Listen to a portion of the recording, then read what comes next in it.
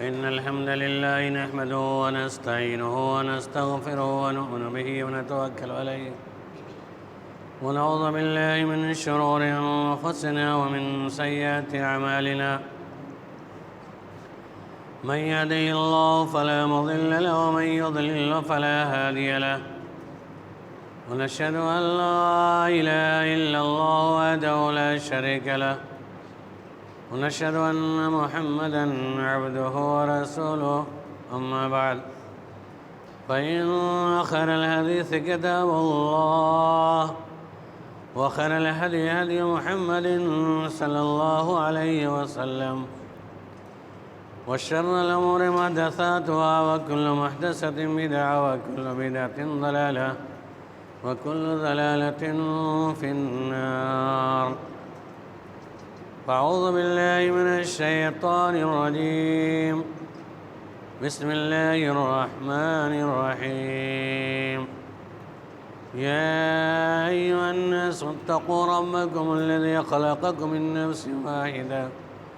وخلق منها زوجها وبث منهما رجالا كثيرا ونساء، واتقوا الله الذي تساءلون به والأرحام، إن الله كان عليكم رقيبا. يا أيها الذين آمنوا اتقوا الله حق تقاته ولا تموتن إلا وأنتم مسلمون. يا أيها الذين آمنوا اتقوا الله وقولوا قولا سديدا يصلح لكم أعمالكم ويغفر لكم ذنوبكم، ومن يطع الله ورسوله فقد فاز فوزا عظيما. فأعوذ بالله من الشيطان الرجيم. بسم الله الرحمن الرحيم. قاف والقرآن المجيد، بل عجبوا أن جاءهم منذر منهم فقال الكافرون هذا شيء عجيب، أإذا متنا وكنا ترابا ذلك رجع بعيد. قد علمنا ما تنقص الأرض منه وعندنا كتاب حفيظ، بل كذبوا بالحق لما جاءهم فهم في أمر مريج. أفلم ينظروا إلى السماء فوقهم كيف بنيناها وزيناها وما لها من فروج، والأرض مددناها وألقينا فيها رواسي وأنبتنا فيها من كل زوج بهيج، تبصرة وذكرى لكل عبد منيب. ونزلنا من السماء ماء مباركا فأنبتنا به جنات وحب الحصيد، والنخل باسقات لها تلو النضيد، رزقا للعباد، وأحيينا به بلدة ميتا كذلك الخروج. كذبت قبلهم قوم نوح وأصحاب الرس وثمود وعاد وفرعون وإخوان لوط وأصحاب الأيكة وقوم تبع، كل كذب رسلا فحق وعيد. أفعينا بالخلق الأول بل هم في لبس من خلق جديد. فأعوذ بالله من الشيطان الرجيم. اتبعوا ما أنزل إليكم من ربكم ولا تتبعوا من دونه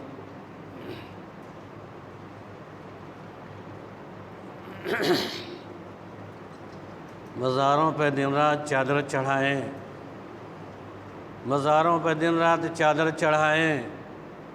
शहीदों से जा के मांगे दुआएं। इमामों का रुतबा नबी से बढ़ाएं, इमामों का रुतबा नबी से बढ़ाएं, नबी को जो चाहें खुदा कर दिखाएं। न इस्लाम बिगड़े न ईमान बिगड़े, परस्तिश करें शौक़ से जिसकी चाहें। मेरे दीनी भाइयों, बुज़ुर्गों, दोस्तों, तमाम तारीफ़ात उस वहदहु ला शरीक के लिए लायक़ और ज़िबा है जिसने हमारी और आपकी तख्लीक़ फरमाई, درود السلام ہو تمام برگزیدہ انبیاء علیہ الصلاۃ والتسلیم پر، خصوصیت کے ساتھ ہمارے آخری نبی حضرت محمد مصطفیٰ صلی اللہ علیہ وسلم پر، جن کے ذریعے ہمیں صحیح رہنمائی ملی، ایک اصول و ضابطہ ملا،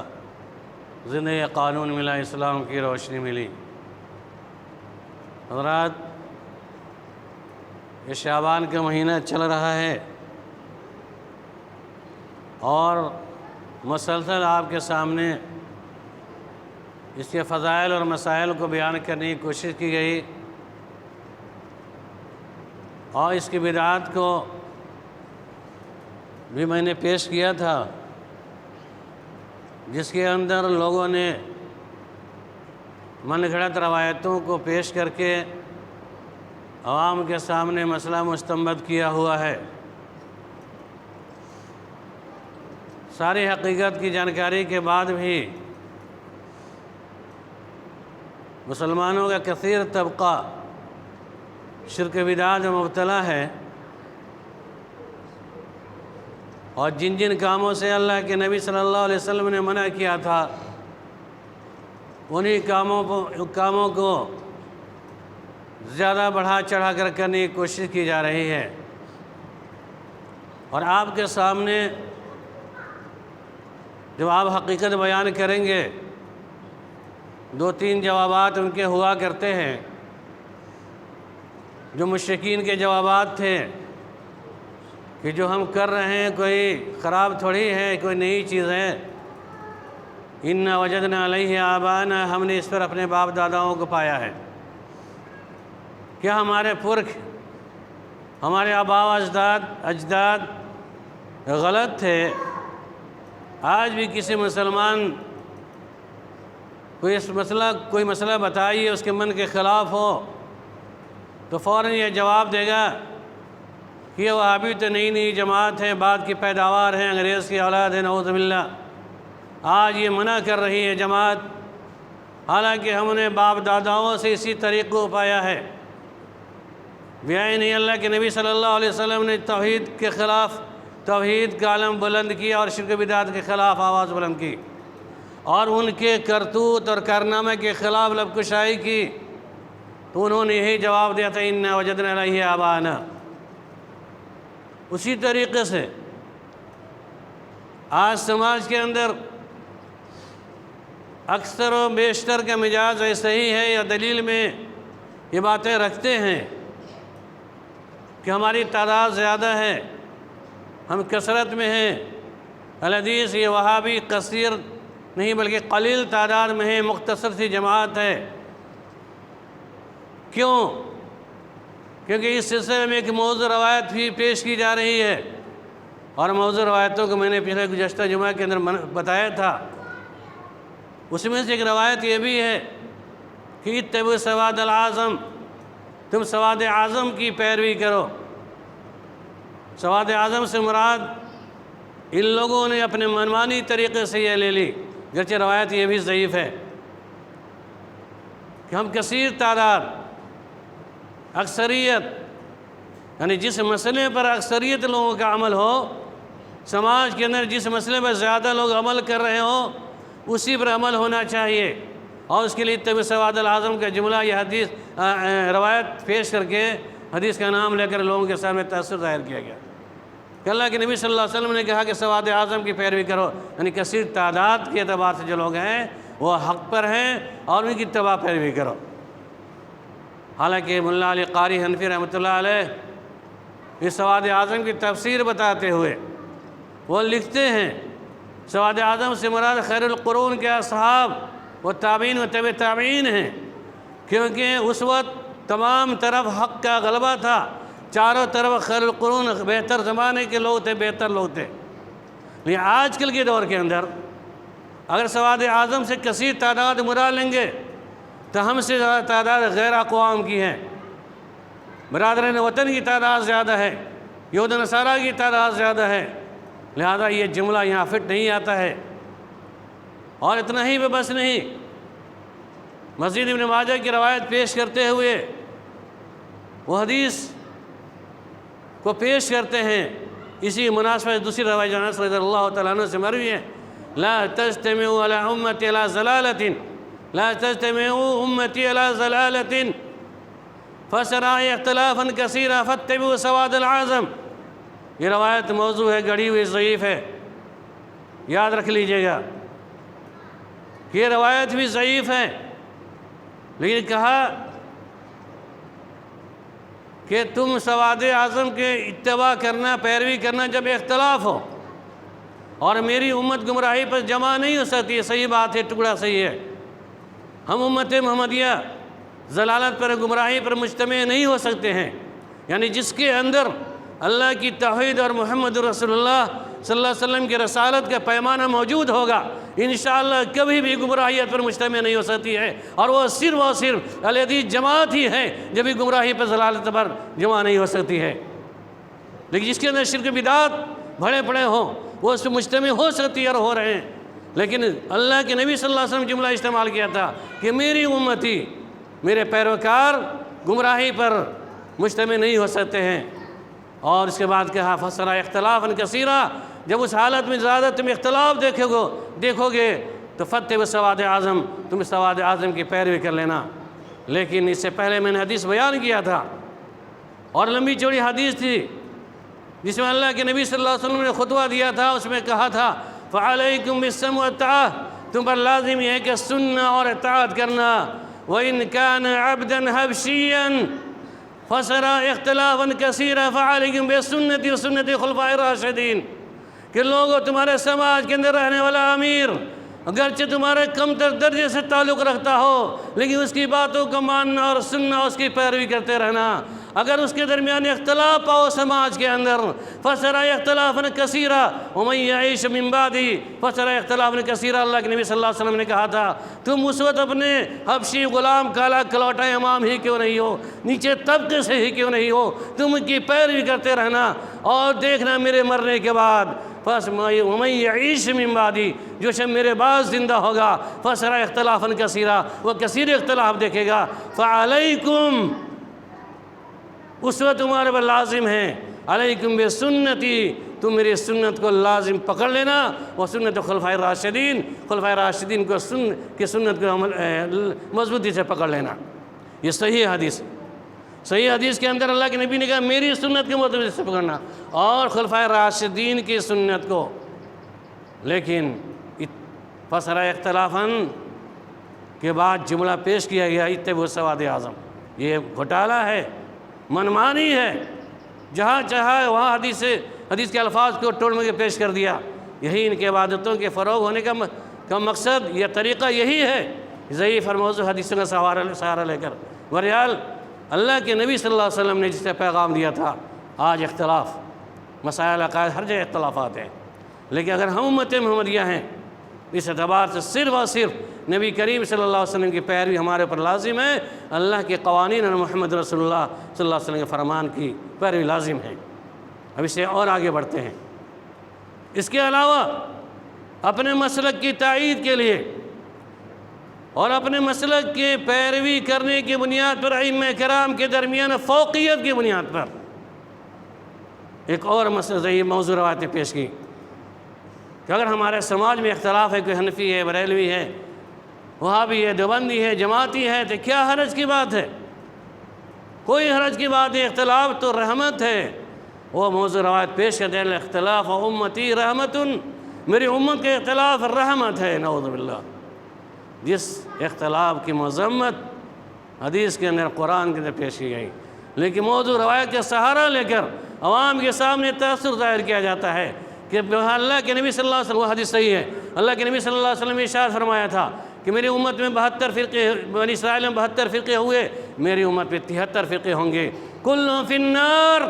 تمام کے تمام جہنمی ہوں گے، الا فرقۃ واحدہ، ایک فرقہ ہوگا جو فرقہ ناجیہ ہوگا، جنتی ہوگا۔ یہ حدیث صحیح ہے، لیکن اس حدیث کا تمام مسلک والے اپنے اعتبار سے ڈھالنے کی کوشش کرتے ہیں اور اختلافات کے فروغ ہونے پر دلیل پیش کرتے ہیں کہ اختلاف امتی رحمت، میری امت کے اختلاف رحمت ہے، زحمت نہیں ہے، اور اختلاف ہے تو ہونے دیجئے۔ ان تمام اختلافی مسائل کی صورت میں ایک ہی فرقہ ہوگا جو جنت میں جائے گا۔ اللہ کے نبی صلی اللہ علیہ وسلم نے کہا، اس سے مراد اہل سنت والجماعت لیتے ہیں کہ اہل سنت والجماعت ایسا فرقہ ہے جو جنت میں جائے، باقی سارے کے سارے جہنمی۔ یقیناً اہل سنت والجماعت عملی اعتبار سے، عقیدے کے اعتبار سے جنتی ہے، وہی سواد اعظم ہیں،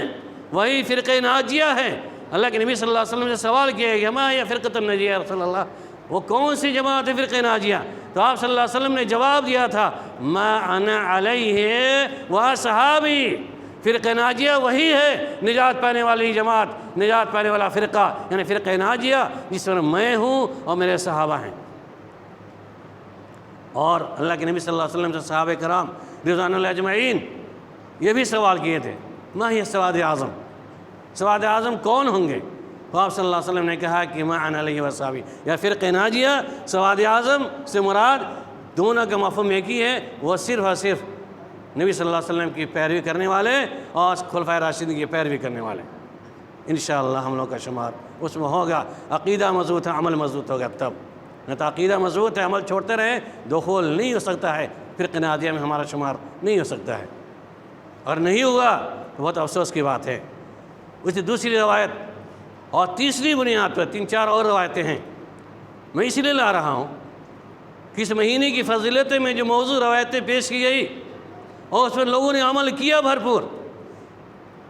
اسی طریقے سے اس عمل کرنے کا منبع اور مرکز اور محور جہاں پہ ہے اس کے طرف بھی موضوع روایتیں پیش کی گئی ہیں۔ آپ سماج کے اندر زندگی گزارتے ہیں، آپ کہیں گے یہ طریقہ نبی صلی اللہ علیہ وسلم کا ہے، یہ طریقہ فلاں کا ہے، تو آپ کو جواب دیا جائے کہ یہ طریقہ ہمارے اماموں کا ہے، یعنی امام ابو حنیفہ رحمۃ اللہ علیہ کا یہ طریقہ ہے، ہم حنفی ہیں، مقلد ہیں۔ اب ابو حنیفہ رحمۃ اللہ علیہ کے مقلد کون ہیں؟ کون حنفی ہے؟ ابو حنیفہ رحمۃ اللہ کے ماننے والے تو بے شمار ہیں، بریلوی بھی حنفی ہے، دیوبندی بھی حنفی، جماعت اسلامی بھی حنفی، قادیانی بھی حنفی، اور جماعتی تبلیغی دیوبندی سارے حنفی۔ کون حنفی؟ کس حنفی کی پیروی کرنی ہے؟ حالانکہ ابو حنیفہ رحمۃ اللہ علیہ کو اپنا امام اعظم مانتے ہیں، لیکن ان کے طریقے خلاف عمل کرتے ہیں کہ اس کے نیچے جو ہے نا بہت سارے ائمہ آ گئے، کوئی احمد رضا خان ہیں، کوئی غوث اعظم ہیں، کوئی معین الدین چشتی ہیں، نقشبندی، سہروردی، پتہ نہیں کتنے ہیں۔ اب اس سلسلے میں موضوع روایتیں گڑھی گئی ابو حنیفہ رحمۃ اللہ علیہ کے سلسلے میں، یاد کیجیے، ذہن کے اندر نوٹ کر لیجیے گا۔ جس طرح مسائل میں موضوع روایتوں کا سہارا لیا گیا، ویسے ہی اپنے ائمہ کرام کے فضائل میں نعوذ باللہ من ذالک حدیث کا نام لے کر کے مناقب ابو حنیفہ رحمۃ اللہ علیہ، ان ظالموں نے ایسی روایتیں گڑھی ابو حنیفہ رحمۃ اللہ علیہ کے شان میں۔ یقین ابو حنیفہ رحمۃ اللہ امام تھے بس، اس لیے میں نے کہا کہ اماموں کا رتبہ نبی سے بڑھائیں، نبی کو چاہیں خدا کر دکھائیں، وہی جو مستوی عرش تھا، مصطفیٰ ہو کر، خدا ہو کر اتر پڑا ہے مدینہ مصطفیٰ ہو کر، نعوذ باللہ، شرکیہ جملہ ہے، شرکیہ اشعار ہیں۔ لیکن آج سماج کے اندر آپ کہیں گے اللہ کے نبی صلی اللہ علیہ وسلم کا قول اور فعل ہے، وہ کہیں نہیں ہمارے امام صاحب نے کہا ہے، اور اس کے اندر جہاں منقبت کے اندر، تعریفات کے اندر موضوع روایتیں گڑھی گئی، ویسے ہی قرآن کی تعویل اور تحریف کر کے لوگوں کے سامنے قرآن کے اندر بھی تبدیلی کرنے کی کوشش کی جاتی ہے۔ اللہ محفوظ رکھے ایسے لوگوں سے، ایسے علماء سو سے جو قرآن کے اندر تحریف کر کے امت کو گمراہ کرنے میں لگے ہوئے ہیں، بلکہ قرآن کے علاوہ حدیث کے الفاظ کا نام لے کر کے، حدیث کا نام لے کر کے بیان کرتے۔ ابو حنیفہ رحمۃ اللہ علیہ کے شان میں اللہ کے نبی صلی اللہ علیہ وسلم نے کہا کہ یقال لهم رجل، ایک آدمی ہوگا اسمہ نعمان، وهو سراج من امتی، وهو سراج من امتی، وهو سراج من امتی، وهو اذر من ابلیس، وهو ادریس، نعوذ باللہ۔ کہ اللہ کے نبی صلی اللہ علیہ وسلم نے کہا میری امت میں ایک ایسا آدمی ہوگا جس کا نام نعمان ہوگا، یعنی نعمان بن ثابت، یقال ابو حنیفہ، میرے امت میں ایسا آدمی ہوگا جس کا نام نعمان ہوگا، وَهُوَ سِرَاجٌ مِّن أُمَّتِي، وہ میری امت کا چراغ ہوگا، وہ میری امت کا چراغ ہوگا، وَهُوَ أَضَرُّ مِنْ إِبْلِيسَ وَهُوَ إِدْرِيسُ، اور ابلیس سے زیادہ نقصان دہ خطرناک ہوگا تو ادریس ہوگا۔ اللہم احفظنا۔ امام شافعی رحمۃ اللہ علیہ کی مقبولیت، امام شافعی رحمۃ اللہ کا مرتبہ اور کہا ابو حنیفہ رحمۃ اللہ کے مرتبہ میں کسی کی تحقیر نہیں کر رہا ہوں، لیکن ان کی شان میں حدیث کا نام لے کر کے روایت پیش کر دینا، موضوع روایتوں کو پیش کر دینا، اور ابو حنیفہ کی شان کو بڑھا دینا اور ابھی امام شافعی رحمۃ اللہ علیہ کی شان کو گھٹا دینا، ہمارے اندر سب کے سب برابر ہیں انشاءاللہ۔ اللہ کے نزدیک عقیدہ اور عمل مضبوط ہیں سارے ائمہ کرام کا، انشاءاللہ اللہ کے نزدیک مقبول ہوں گے، لیکن نبی کے اوپر اماموں کے درجہ کو فوقیت نہیں دی جا سکتی ہے، یا جو باتیں اللہ کے نبی صلی اللہ علیہ وسلم نے بیان نہیں کی ان سے سوال کیا ایسے لوگوں سے، بتاؤ کہ ابو حنیفہ رحمۃ اللہ علیہ کے بارے میں جو تم روایتیں پیش کر رہے ہو کہ اللہ کے نبی صلی اللہ علیہ وسلم غیب علم تھا، علم کا غیب کا علم تھا کہ آپ نے بتایا؟ اگر یہی باتیں مقصود تھی تو اللہ کے نبی صلی اللہ علیہ وسلم نے یہ کیوں نہیں کہا کہ میرے مرنے کے بعد ابو حنیفہ ہوگا یا پیشن گوئی ہوتی کہ امام ہوگا تم اس کی پیروی کر لینا؟ پیروی کرنے کے سلسلے میں نہیں کہا، فضیلتیں بیان کی جا رہی۔ دوسری روایت کہتے ہیں کہ اللہ کے نبی صلی اللہ علیہ وسلم نے کہا کہ میرے آدم علیہ السلام میرے اوپر فخر کرتے ہیں اور میں ابو حنیفہ رحمۃ اللہ علیہ کے اوپر فخر کرتا ہوں۔ استغفر، آدم علیہ السلام مجھ پر فخر کریں اور میں ابو حنیفہ رحمۃ اللہ کے اوپر فخر کرتا ہوں۔ اسی طریقے سے اور بھی روایتیں ہیں کہ خضر علیہ السلام نے ابو حنیفہ رحمۃ اللہ علیہ سے 30 سال آ کر کے جسے علم حاصل کیا، حضرت علی رضی اللہ تعالیٰ عنہ کو گود کھلایا، نعوذ باللہ اس طرح کے بکواس کی باتیں من گھڑت روایتیں پیش کی جاتی ہیں ابو حنیفہ کے منقبات میں، کہیں بھی حدیث کے الفاظ نہیں ملتے، لیکن حدیث کا نام دے کر کے منقبت فضیلت میں روایتیں پیش کی جاتی ہیں، اور لوگوں کے سامنے اتنا ہی بس نہیں، اور ایک مرتبہ اور واقعہ بیان کرتے ہیں کہ ابو حنیفہ رحمۃ اللہ علیہ ایک مرتبہ تہجد کی نماز پڑھ رہے تھے، اتنا لمبا سجدہ، اتنی لمبی رکعت آپ نے نماز پڑھی کہ ایک رکعت میں آدھا قرآن ختم کر لیا اور دوسری رکعت میں آدھا قرآن ختم کر لیا، گویا کہ 2 رکعت میں پورے قرآن کو آپ نے ختم کر ڈالا، اور ختم کرنے کے بعد سجدہ ریز ہوئے، اتنا لمبا سجدہ کیا، اتنا لمبا سجدہ کیا کہ غیب سے آواز آتی ہے کہ ابو حنیفہ جاؤ میں نے تم کو بخش دیا اور تیرے متبعین کو قیامت تک سارے کو میں نے بخش دیا۔ نعوذ باللہ، اس عبارت کو سننے کے بعد کوئی بھی حنفی سے اہل حدیث نہیں ہو سکتا ہے، کیونکہ فضیلتیں بیان کی جا رہی ہیں، جو شخص تیری اتباع اور پیروی کرتا رہے گا سارے متبعین کو میں نے بخش دیا۔ شرم بھی نہیں آتی، ڈر بھی نہیں اللہ کا، اس طرح کی روایتیں گڑھ کے لوگوں کے سامنے، اور اتنا ہی بس نہیں کہا جو شخص بھی اگر ابو حنیفہ رحمۃ اللہ علیہ کے اقوال اور افعال کی تردید کرتا ہے فلعنت ربنا بعدد رمل، اس شخص کے اوپر ریت کے ذروں کے برابر اللہ کی لعنت ہو جو ابو حنیفہ رحمۃ اللہ علیہ کے قول کو ٹھکرا دیتا ہو۔ کیا ہے امت کے اندر؟ یہ کون لوگ گمراہی پھیلا رہے ہیں؟ یہ علماء سو کی کرم فرمائی ہے، جہاں عبادات کے اندر بڑھا چڑھا کے پیش کیا، وہی ابو حنیفہ رحمۃ اللہ علیہ کے شان میں منقبت حدیث کا نام لے کر کے موضوع روایتیں گڑھی اور تأثر ظاہر کیا جاتا ہے، امام اعظم، سواد اعظم، اور پتہ نہیں کیا کیا القاب دیتے ہیں۔ یقیناً اماموں کا رتبہ نبی سے بڑھا ہے۔ آج مزاروں پر سجدے تو دور کی بات ہے، سجدے تو کرتے ہی ہیں جو غیر اللہ کی پرستش ہے، مرے ہوئے انسانوں کی پوجا پاٹ شرک در شرک ہے، اور آج تو جہاں چادریں چڑھاتے ہوئے آج ہمارے برادرین وطن نے ہم پر جرح کیا ہے، آج مسلمانوں کی کرتوت پر اس کہنے میں مجبور ہو رہا ہے برادر وطن۔ ایک شاعر اپنے آپ کو لکھتا ہے ایک ہی پربھو کی پوجا ہم اگر کرتے نہیں، ایک ہی پربھو کی پوجا ہم اگر کرتے نہیں، ایک ہی درگاہ پہ سر آپ بھی رکھتے نہیں، جتنے کنکر اتنے شنکر، یہ اگر مشہور ہے، جتنے مردے اتنے سجدے آپ کا دستور ہے۔ بہت لمبی چوڑی نظم اس نے لکھی، اب یہ نہیں نقشہ کھینچا ہے، کیونکہ مسلمانوں نے آج کل جتنے بھی ہندوانہ طریقے ہیں سب کو اپنے اندر فٹ کر لیا ہے، کئی مہینے کے اعتبار سے، کئی دن کے اعتبار سے، اب قوالی ہے، بھجن مشابہت، بہت ساری چیزیں وقت درکار ہے، مشابہت ہم سے ان کی آپ سے مل رہی ہے۔ اور بعد میں اس نے کہا کہ اگر ہم پیروی کرتے ہیں، بتوں کی پوجا کرتے ہیں تو ہمیں جہنم ملے بدھ کی پوجا اگر ہم بدھ کی پوجا کریں تو ہمیں نارے سقر ملے، جہنم کی آگ ملے، اور تم وہی کام کر کے جاؤ تمہیں جنت کے اندر تمہارا داخلہ ہو جائے، انصاف نہیں ہے۔ انہیں اس طریقے سے ڈھالا ہے، ایک ذرہ برابر بھی اس کے اشعار میں کوئی کمی نہیں، ایک دم بے نہیں ڈال دیا۔ آج تو افسوس کی بات یہ ہے کہ ابھی آپ نے چراغاں دیکھا ہوگا، ابھی تو آپ نے سنا ہوگا، دیکھا ہوگا اپنے گاؤں کے اندر کہ لوگ قبرستان گئے ہیں اس مہینے کے اندر اور خوب وہ چراغاں کیے ہیں اور پھول مالائیں چڑھائے ہیں، لیکن ویڈیو آئی ہے میرے پاس، اللہ اکبر، پورے قبر پر پھول مالا سے ڈھک دیا گیا اور پھلوں کا انبار لگا دیا گیا ہے، پھلوں کا، سیب، کیلا، نارنگی، سنترا، جتنے قسم کے آئٹم ہو سکتے ہیں سارے آئٹم سے، پھلوں سے پورے مزار کو ڈھک دیا گیا۔ نعوذ باللہ، یہ ترقی ہے کس بنیاد پر؟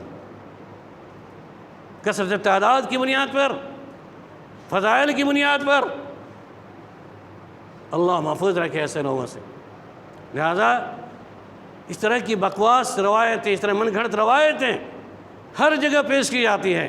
ہمارے عقیدے کے اندر، ہمارے مسائل کے اندر، ہمارے فضائل کے اندر، یہ پیش کر کے لوگوں کے سامنے گمراہیاں پھیلائی جاتی ہے کہ ہم تو سنی ہیں، لیبل یہ بھی لگایا جاتا ہے کہ سنی ہم اہل سنت والجماعت سے تعلق رکھنے والے ہیں، یقین اہل سنت والجماعت جنتی ہیں۔ کون؟ اس سے مراد کون ہیں؟ ما انا علیہ واصحابی، اللہ کے نبی صلی اللہ علیہ وسلم نے کہا جس میں میں اور میرے صحابہ ہوں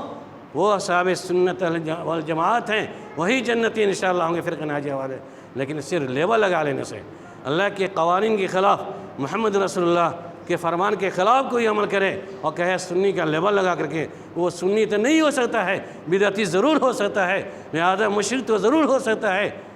لیکن آج ان حضرات سے میرا سوال ہے، جو لوگ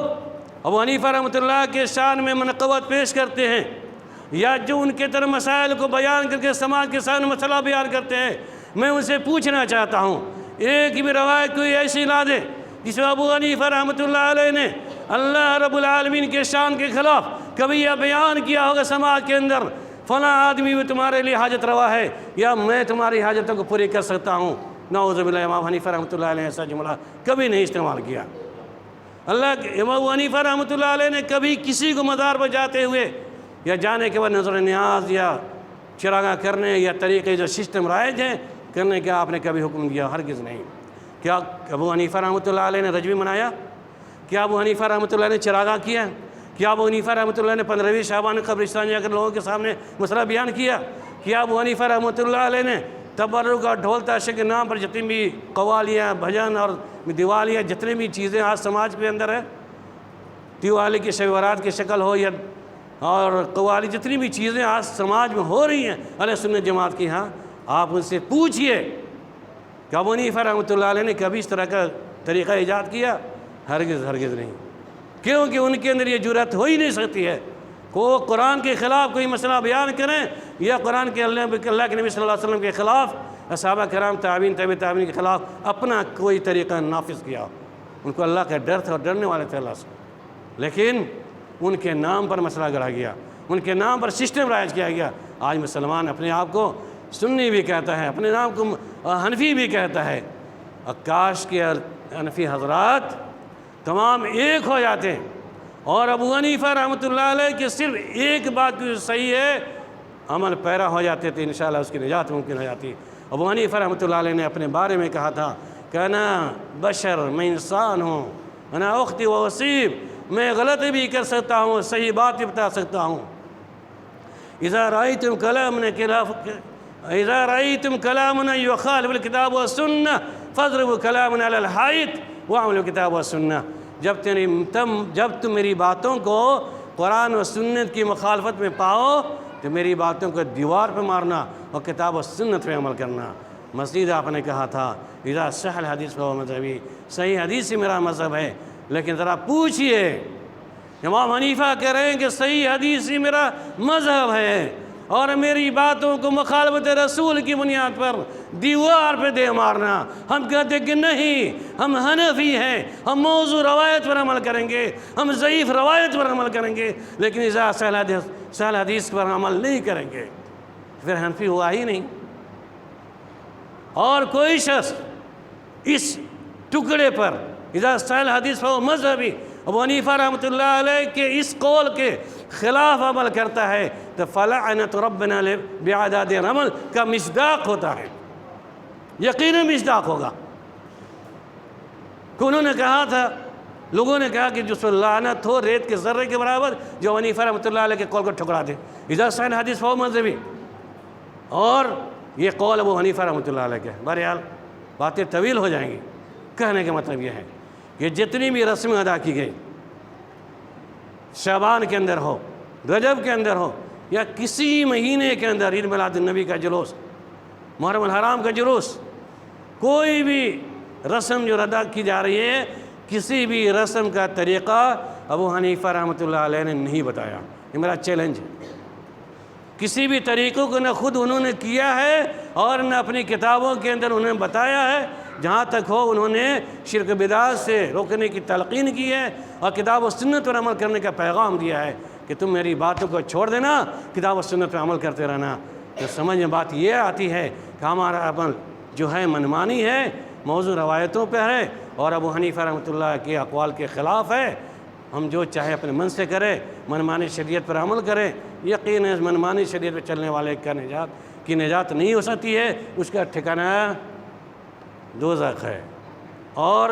جو نبی صلی اللہ علیہ وسلم کی مرضی کے اعتبار چلنے والے انسان ہے، عقیدہ مضبوط، عمل مضبوط، انشاءاللہ اس کا ٹھکانہ جنت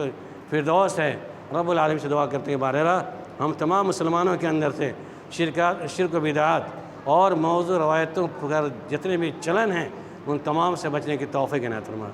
بہرحال ہم تمام مسلمان کو متبع رسول بن کر زندگی گزارنے کی توفیق عنایت فرما۔ بہرحال ہم تمام مسلمانوں کو شرک و بدعات اور مخالفت رسول سے بچنے کی توفیق عنایت فرما۔ آمین ثم آمین وآخر دعوانا ان الحمد للہ رب العالمین۔ بارک اللہ لی ولکم فی القرآن العظیم۔